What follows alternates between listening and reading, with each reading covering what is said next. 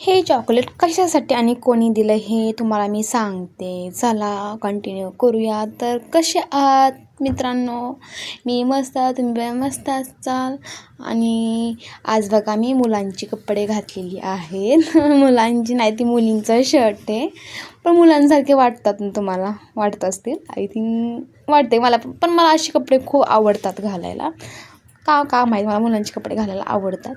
तर मी चाललेली आहे क्लासला, आणि क्लासला जाताना अचानक वाटलं चला लिफ्टच्या इथला एरिया घेऊया. तर मग मोबाईल सेट केला आणि लिफ्टच्या इथला एरिया घेतला.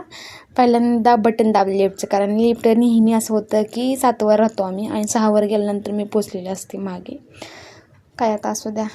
तर लिफ्ट आली होती तेव्हा मला मोबाईल घ्यायचं पण समजून नाही पडायचं.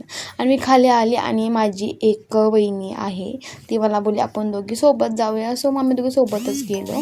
खूप लेट झाला जायला. आणि बघा आता मी क्लासवरून आलेली आहे. क्लासमधला किंवा रोडचा मी व्हिडिओ नाही घेतला, कारण मला कंटाळा आला होता खूप, सो नाही घेतला. तर ही आहे रद्दी. हे बुक नाही तर रद्दी आहे, ती विकायची मला खूप साठलेली आहेत. आणि हे आहे प्रेमचं बुक. किती मोठा ठोकळा आहे बघा.